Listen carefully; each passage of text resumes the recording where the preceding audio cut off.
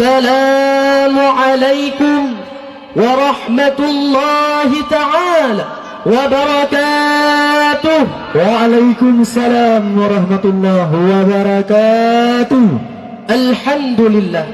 الحمد لله الذي فضل على بني آدم بالعلم والعمل على جميع العالم، والصلاة والسلام على سيدنا محمد سيد العرب والعجم وعلى آله وأصحابه ينابع العلوم والحكم. Amma ba'd.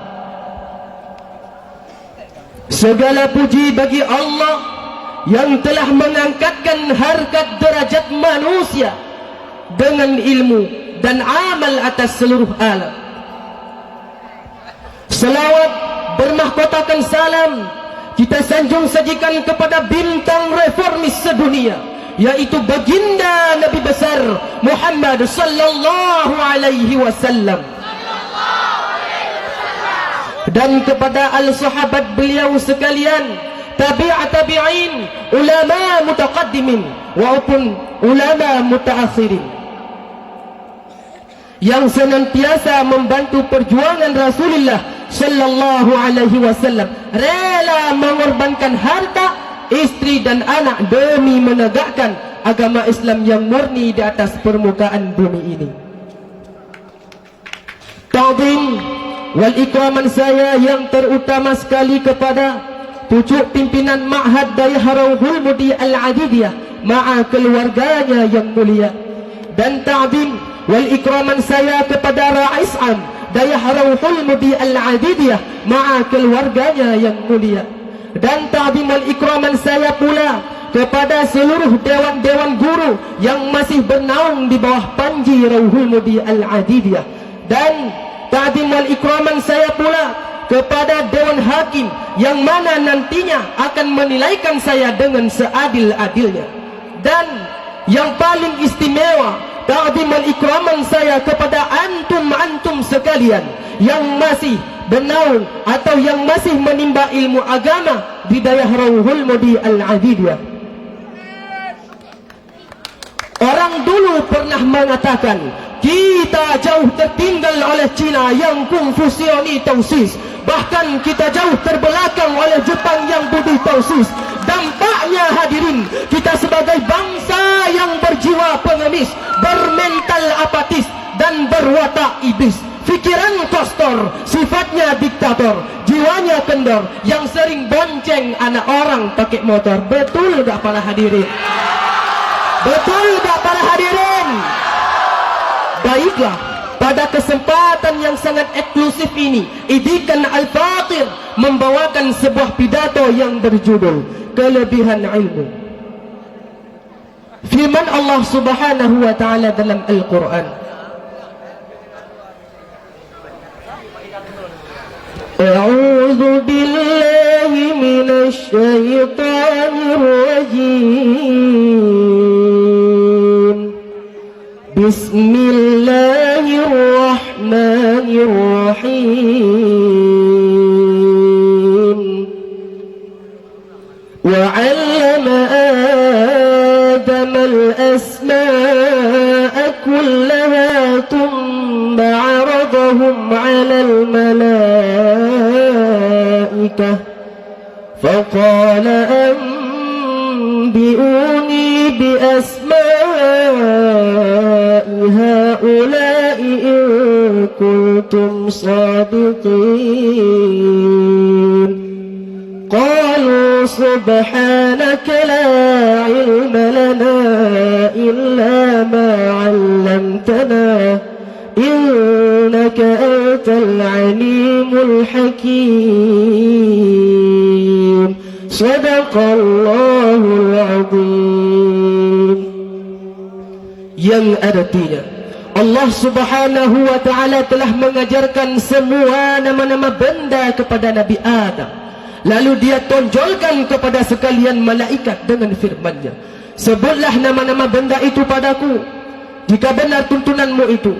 Jawab sang malaikat, Maha suci Engkau ya Allah, sedikit pun tiada pengertian bagi kami kecuali apa yang telah Engkau ajarkan kepada kami. sesungguhnya engkaulah yang maha mengetahui lagi bijaksana. Rasulullah sallallahu alaihi wasallam bersabda dalam suatu hadis, "Man ta'allama baban minal ilmi liyu'allima an-nasi u'tiya lahu thawabu 70 nabiyya." Barang siapa yang mempelajari suatu bab tentang ilmu, tujuannya untuk mengajari orang lain, maka Allah subhanahu wa ta'ala akan memberi pahala 70 orang Nabi. Karena dengan ilmu manusia akan terarah dalam kehidupan, dan Allah subhanahu wa ta'ala akan memberi kelezatan kepada orang yang suka menuntut ilmu. Ilmu yang kita miliki dan yang kita amalkan adalah suatu pondasi yang kokoh yang tak terkalahkan. Kemudian Rasulullah sallallahu alaihi wasallam bersabda, "Man salaka tariqan ila al-ilmi, salakallahu tariqan ila al-jannah, wa annahu 'alimun yastaghfiru lahu man fis samawati wa man fil ard, hatta al-haytani fil bahr, 'inda al-ulama warathatul anbiya." Barang siapa yang menempuh jalan menuju ilmu agama, Allah subhanahu wa ta'ala pasti memberi jalan menuju ke syurga. Sesungguhnya para penghuni langit dan bumi serta ikan-ikan dalam lautan semuanya beristighfar kepada orang alim, disebabkan para alim ulama adalah penyambung lisan daripada Rasulullah sallallahu alaihi wasallam. Oleh karena demikian, betapa mulianya orang yang berilmu, betapa mulianya orang-orang alim, para alim ulama. Sesungguhnya para penghuni langit tidak pernah berhenti mengucapkan istighfar kepada orang alim. Maka kita selaku manusia, santriwan dan santriwati, wajib menuntut ilmu dikala nyawa masih di dalam badan, dikala pintu bertaubat masih terbuka. Maka jangan sia-siakan waktu untuk menuntut ilmu yang berguna di dunia maupun di akhirat. Rasulullah sallallahu alaihi wasallam bersabda, "Mautul alimi mautul alami." Meninggalnya para alim ulama bertanda binasanya alam semesta. Maka dikala kita mendengar di sana sini banyak orang alim yang meninggal, kita harus memikirkan bencana besar yang tertimpa kepada kita. Oleh karena demikian, cintailah ilmu, cintailah ahli ilmu atau ulama, dan bergurulah kepadanya. Mudah-mudahan kita akan sukses dunia wal akhirat. Ma'asyiral muslimin rahimakumullah, sidang talabah yang dimuliakan Allah. Rasulullah bersabda, "Julusu sa'atin 'indal ulama ahabbu ilaih min ibadatin alfi sanah." Duduk di sisi ulama selama 1 jam, kata Rasul, lebih kucemari dan kusenangi dibandingkan ibadah selama 1000 tahun. Maka dapat kita ambil dari arti hadis tersebut yang bahwa betapa mulianya orang yang berilmu. Orang yang tidak berilmu duduk dengan orang yang berilmu saja dapat pahala di sisi Allah subhanahu wa ta'ala, apalagi datang menuju ke depan ulama untuk menimbang ilmunya. Sesungguhnya pahala yang sangat besar di sisi Allah subhanahu wa ta'ala. Ma'asyiral muslimin rahimakumullah, karena dengan ilmu kita dapat terpetunjuk, dan dengan adanya ulama kita dapat mengenal Allah subhanahu wa ta'ala sang penciptanya. Maka wajib bagi kita belajar ilmu fiqah, wajib bagi kita belajar ilmu tasawuf, wajib bagi kita belajar ilmu tauhid. Tujuannya untuk apa?